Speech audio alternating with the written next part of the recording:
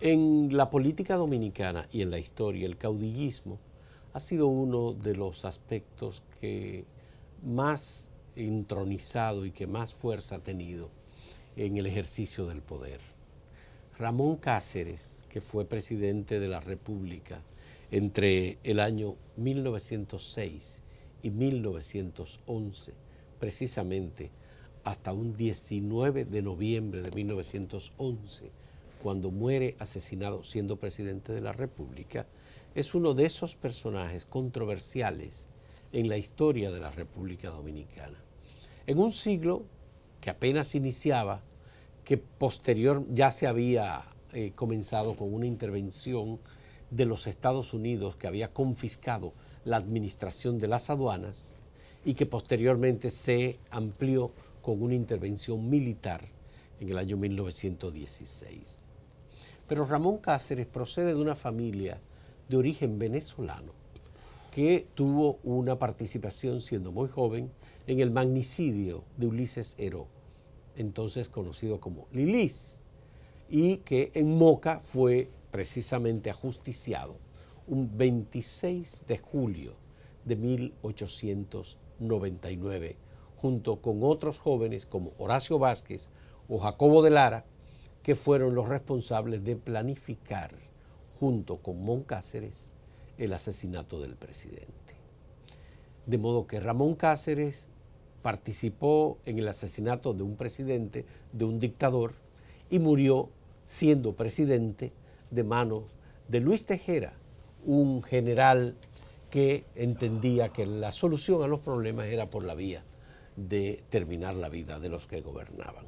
Hemos invitado a José Vázquez, que es historiador, antropólogo, pero profesor en la Universidad Autónoma de Santo Domingo y autor de un libro que se titula El modelo anticaudillista y desarrollista del presidente Ramón Cáceres. Sobre Ramón Cáceres, precisamente vamos a hablar con José Vázquez a propósito de este 107 aniversario de su muerte. Muchas gracias, José, por aceptar esta conversación. Si hacemos un balance histórico de la responsabilidad y el papel desempeñado por el presidente Ramón Cáceres, ¿cómo lo ubicaríamos? ¿Entre los anticaudillistas, como tú dices en tu libro, o como uno de los caudillistas que aprovechó la debilidad institucional que había en el país para imponerse como un líder fuerte de mano dura que trazó un camino que posteriormente lo retomó Rafael Leónidas Trujillo? Muy bien, gracias, Fausto. Buenas noches, amables televidentes. Agradezco la invitación en una ocasión tan propicia para hablar no meramente del tema Ramón Cáceres y su asesinato, que es un acontecimiento que estremeció a la sociedad dominicana en la coyuntura y que tiene una trascendencia indiscutible en términos de la quiebra, en términos del colapso de una serie de proyectos que se habían incubado en este régimen, que aunque tuvo carácter de un régimen de fuerza, porque fue una dictadura liberal, una dictadura constitucional, como yo me he atrevido a definirlo, trazó las coordenadas para producir una ruptura definitiva con el siglo XIX. Me parece que Ramón Cáceres, así lo he entendido luego de una serie de lecturas al respecto, fuentes documentales, fuentes primarias, testigos coetáneos, contemporáneos de la época. Ramón Cáceres representa un puente de acero, por así decirlo, entre el siglo XIX y el siglo XX, que fue dinamitado el 19 de noviembre de 1911 con su asesinato. Y aún así, la repercusión de su obra se mantiene.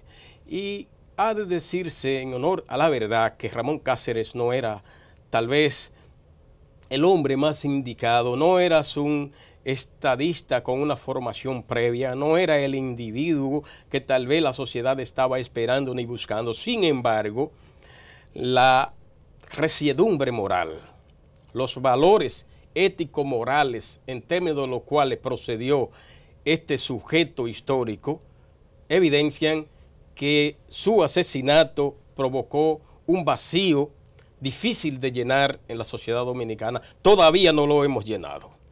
Me atrevo a decir que la sociedad el Estado comenzó a desentarse, comenzó a transparentarse, comenzó a ser regido por un régimen de austeridad a partir del gobierno de Ramón Cáceres. Ramón Cáceres hereda toda una situación de desastre, de caos, de dilapidación del régimen lilicista, de la dictadura lilis, que de alguna manera fue continuado, sea por ingenuidad o por impericia de lo que le antecedieron.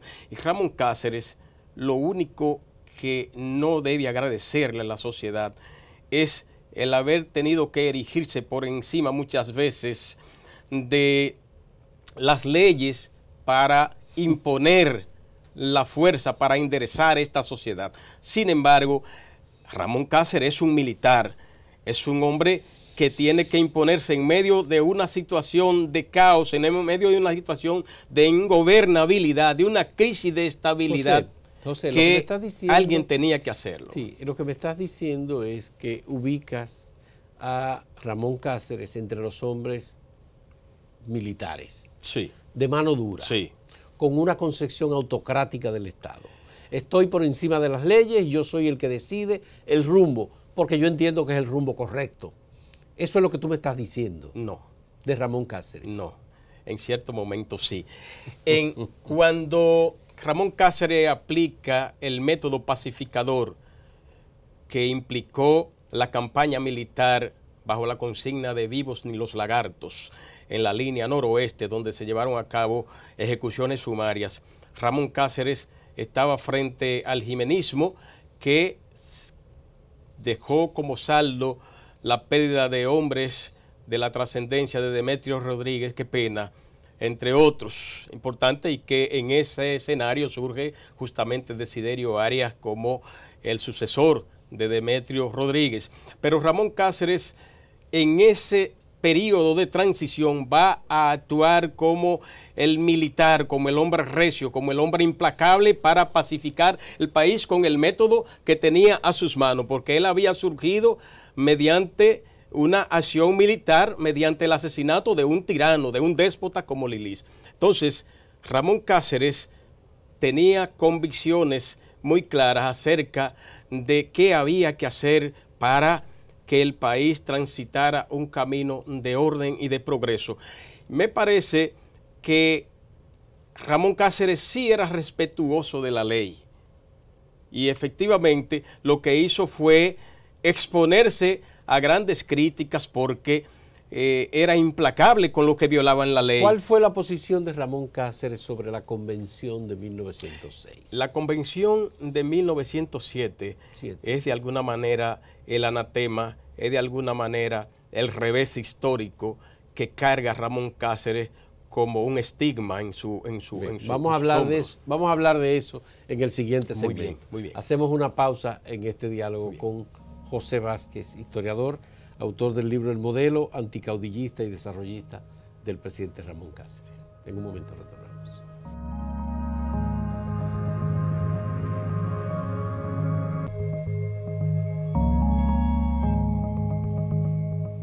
Es extraño, José, que el presidente Ramón Cáceres sea presentado ahora como un demócrata, como alguien que respondió a las urgencias de su tiempo. Hubo esta convención de 1907, que fue la convención mediante la cual Estados Unidos asumió el control aduanal para cobrarse las deudas dejadas por la dictadura de Ulises Heró y todo el problema monetario que hubo en la economía dominicana. Pero además, Cáceres fue la persona que entendía que había que arrasar con los caudillismos que había en la región, y por eso esa campaña que tú dices que lanzó de vivos ni los lagartos. Fue. Entonces, obviamente, Ramón Cáceres comenzó en la política de alguna manera, participando en un magnicidio de un presidente, y era una persona de acción, por decirlo así. Claro que hoy hay quienes lo presentan como un hombre, de acción, que murió también en una acción militar. Un plan para matarlo en la avenida Independencia, cerca del Malecón, iba en un coche y supuestamente hay una versión que dice que solamente querían apresarlo, retenerlo, y finalmente terminó muerto, porque o iba a huir, o el cochero hizo algún gesto o alguna acción imprudente, o él se resistió. Cuéntame. Definitivamente, Ramón Cáceres sí emerge a la vida política cuando ya tenía 32 años, era un hombre maduro. Ramón Cáceres tenía, es bueno recordar esta parte porque el contexto tiene mucha responsabilidad y define el perfil, la personalidad, el talante de un hombre. Y Meme Cáceres había sido asesinado un 17 de septiembre de 1878 a raíz de una rivalidad que se había producido con los seguidores de Ignacio María González. Y Ramón Cáceres era un adolescente. Cuando habla de Meme Cáceres, cuando José... Manuel Altagracia Cáceres, que era el papá de Ramón Cáceres. Exactamente, está hablando del padre de Ramón Cáceres. De Ramón Cáceres. No el Meme Cáceres, arquitecto, no el nieto, hermano de no Pilo Cáceres, que es nieto o bisnieto de Meme Cáceres, el que acaba de mencionar. Así es. Sí, porque hay que hablar de Meme Cáceres, Manuel Altagracia Cáceres, el militar que apenas teniendo 16 años participó como lugarteniente de Cabral, de José María Cabral, en la batalla de San Tomé. Meme Cáceres, Manuel Altagracia, el padre de Ramón Cáceres, entonces va a descollar a través de la historia como una figura que ostentó posiciones clave en el Estado Dominicano, siendo delegado en el Cibao del gobierno de Buenaventura Báez, vicepresidente de la República, ministro de Industria y Comercio, ministro de Relaciones Exteriores. Fue un individuo que mantuvo un activismo en la vida política y militar bastante relevante. En esa circunstancia en que Ramón Cáceres tiene apenas 11 años cumplidos, no tenía 12 años cuando muere su padre. Esto dejó un trauma tremendo en la familia, porque su madre, Remigia Vázquez, que era hermana de Ramón, el papá de Horacio, Horacio Vázquez y Ramón Cáceres son primo hermanos. Primos hermanos. Incluso Ramón Cáceres sentía una admiración, según indican los testimonios, las fuentes, extraordinarias por Horacio. Era su ídolo. Y Ramón Cáceres va a participar en la muerte, en el tiranicidio, como se llama, en la ejecución de Lilis, justamente a instancia de una solicitud que le hizo Horacio.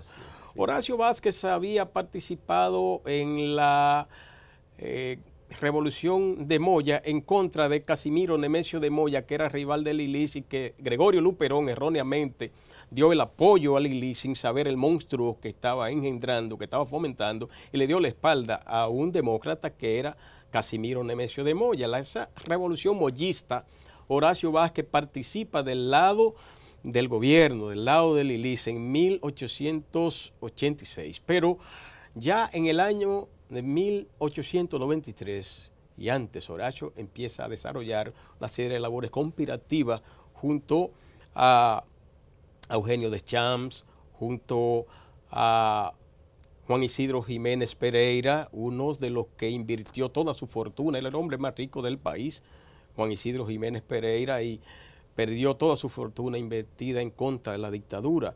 Entonces Horacio en cierta ocasión se vio amenazado, porque además Horacio cometió la osadía de casarse con Trina de Moya, hermano de Casimiro Nemesio de Moya, que era el archienemigo de Lilis. Entonces Lilis dijo, no, hasta aquí. Este matrimonio con una familia enemiga, esto representa una amenaza mayor. Y Horacio fue mandado a matar. Contrataron un sicario llamado Tomás Ramírez, que le decían Rubí, de Santo Domingo. De acá de Santo Domingo lo enviaron a La Vega. En un camino de Moca a La Vega se encuentra con Horacio. Dice el testimonio, esto lo narra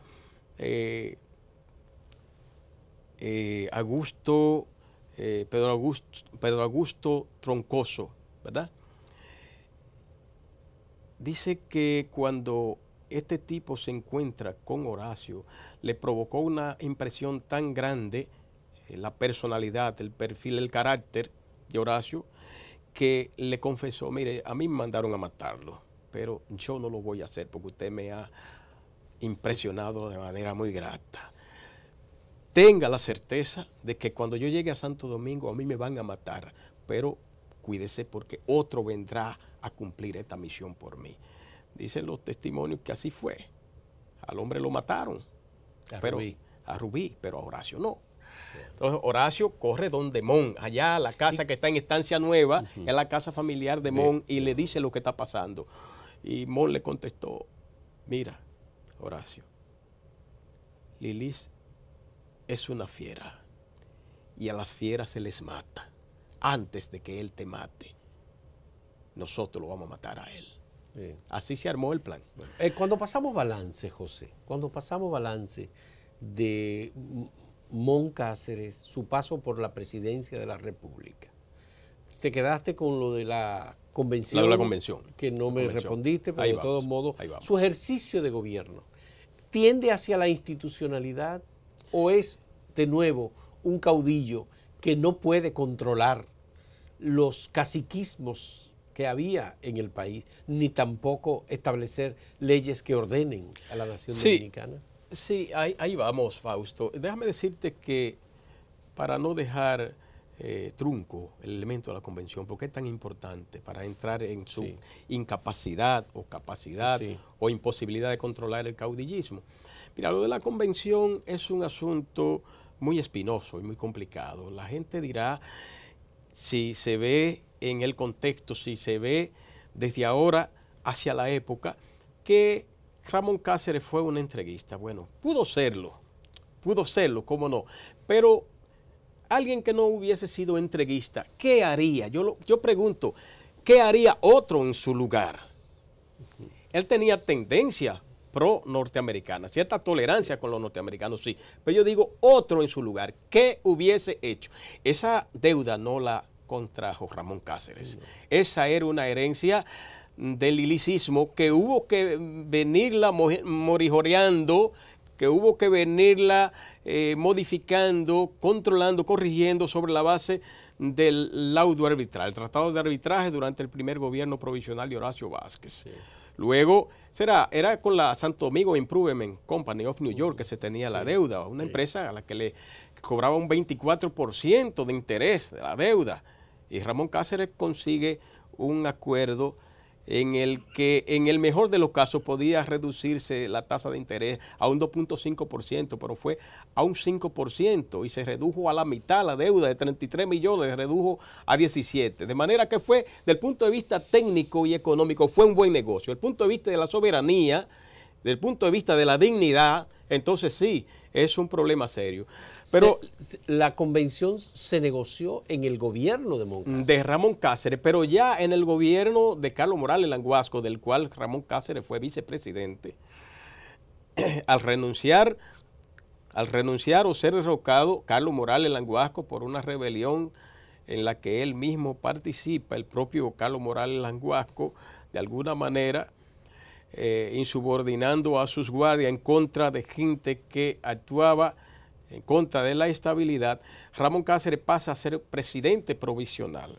Pero ya se había contraído el acuerdo del modus vivendi a partir de la gestión de Hollander, el experto financiero que enviaron los Estados Unidos acá, que fue un personaje funesto, muy cuestionable, porque incluso recibió prebendas y se corrompió también, además de lo que recibió. Vamos a hacer una última pausa en este diálogo con José Vázquez, historiador, sobre la figura del presidente Horacio Vázquez.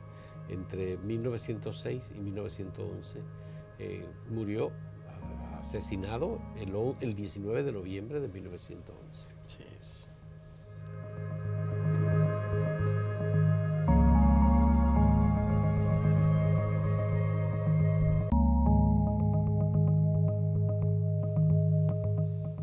Quisiera saber, José Vázquez, ¿cuál es tu balance de una figura como Ramón Cáceres? ¿Dónde debía estar ubicado en la historia de los héroes o de los antihéroes?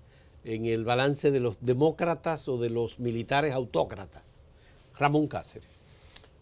Bueno, definitivamente esa es una conclusión bastante compleja, porque Ramón Cáceres tiene que ser visto primero como un militar y en segundo lugar como un estadista que con una experiencia militar, con un perfil y un carácter militar, porque el Ramón Cáceres general que participa en el ajusticiamiento del ILIS no puede ser separado del Ramón Cáceres presidente, que por más que trata de zafarse de ese lastre, ¿verdad?, y de toda la sangre que quedó tras sus huellas, tras sus pasos, es imposible. Sin embargo, en un balance sopesado, justo, a mí me parece que Ramón Cáceres tiene que ser considerado como uno de los estadistas ignorados, como uno de los estadistas marginados, porque Ramón Cáceres marca un antes y un después respecto al siglo XIX, respecto al estilo tiránico de dirigir el Estado. Ramón Cáceres no era un asesino. ¿Pero cuál es su aporte? ¿Cuál es el aporte de Ramón Cáceres? El aporte de Ramón Cáceres en el plano institucional está primero en el plano militar. La modernización de las Fuerzas Armadas da el primer paso en ese sentido. La llamada Guardia de Mon. La Guardia de Mon es una guardia que, aunque tiene las características que les conocemos de la lucha de contrainsurgencia y el abuso, porque en definitiva todos los testimonios que hay, claro que sí, lo era. Es decir, el hecho de que se mantenga todavía preso por la Guardia de Mon significa que estamos hablando de un dictador y de un régimen centralizado. Sí, lo era. Incluso ahí está la cosa. Los gobernadores de horca y cuchillo, que eran gobernadores provinciales civiles y militares, fueron suprimidos, fueron desarticulados. Claro, se dirá, fue para Ramón Cáceres concentrar todo el poder en torno a su figura. Sí, era así. Pero esos gobernadores de horca y cuchillo, que eran ley, batuta y constitución en sus respectivos municipios, en sus respectivas provincias, eran el brazo armado de Ulises Eroz, eran los ojos de Ulises Eroz, obedecían de manera incondicional a la voluntad de aquel tirano. Y Ramón Cáceres, en un esfuerzo por institucionalizar el Estado, por centralizar de alguna manera el Estado. En la Guardia de Mon. No, convirtió en la Guardia de Mon. Si lo pasó del Elías, sí. No, estos desaparecieron. La Guardia es otra cosa, es un cuerpo que crea Simón Díaz con toda la tecnificación, con todos los elementos, la Marina de Guerra también, que apenas tenía un barco, el barco Independencia, adquieren unos cuatro barcos de manera que se pudiese vigilar tanto el tráfico comercial, el contrabando, como la persecución de los enemigos. El gobierno de Ramón Cáceres es un gobierno recio, es un gobierno de fuerza, naturalmente, pero en términos de la justicia, en términos de la modernización del sistema productivo, en términos de la tecnificación de la producción, en términos de la tecnificación de las comunicaciones, en términos del desarrollo infraestructural. Pero eso fue la dictadura de Ulises Eroz la que hizo todo ese apoyo y todo ese acopio de medidas económicas para fortalecer la base económica del país, incluyendo los ferrocarriles, la industria de la caña, por supuesto. Sí, son elementos que vienen porque no le dio tiempo a Ramón Cáceres. Eso es lo que parece. Sí, pero en el tiempo, en los 5 años y meses prácticamente que Ramón Cáceres gobierna, se instauró todo un sistema de telegrafía, de telefonía, que antes no existía y que tenía sus bases ya, pero en cuanto a la producción, al sistema productivo, que se produjo un proceso de revertimiento del desequilibrio en la balanza de pago y la balanza comercial.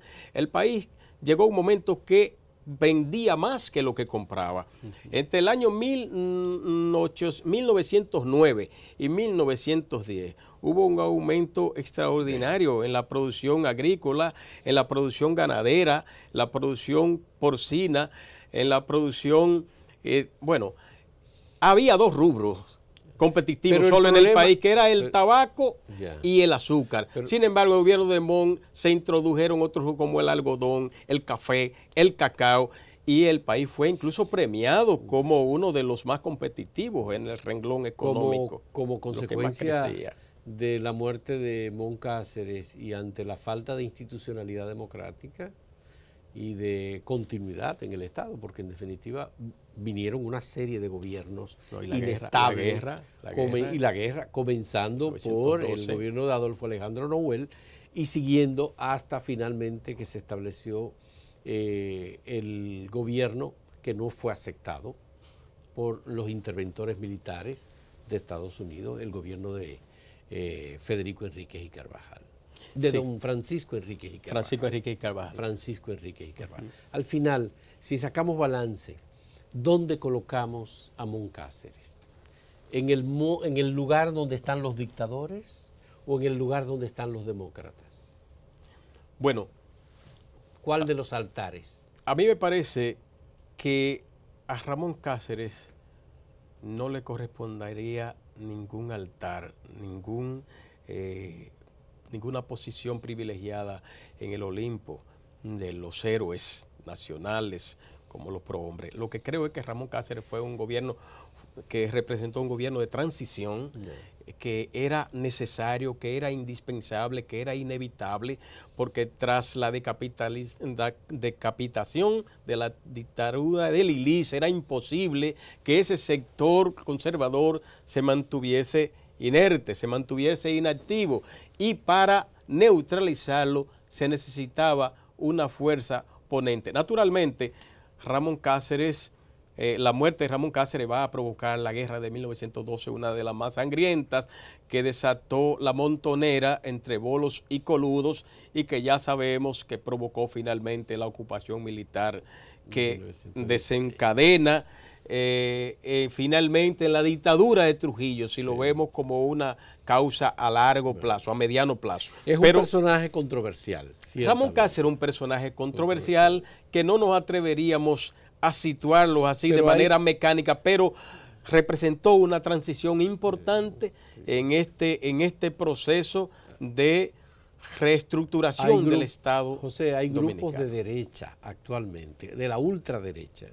que reivindican a Ramón Cáceres como su personaje histórico favorito. Yo creo que es una exageración. Bueno. Creo que es una exageración. Muchas gracias a José Vázquez, antropólogo, historiador, autor de este libro, El modelo anticaudillista y desarrollista del presidente Ramón Cáceres.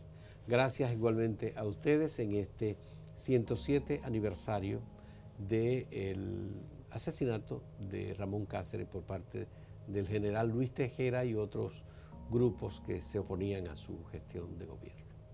Muchas gracias por la compañía.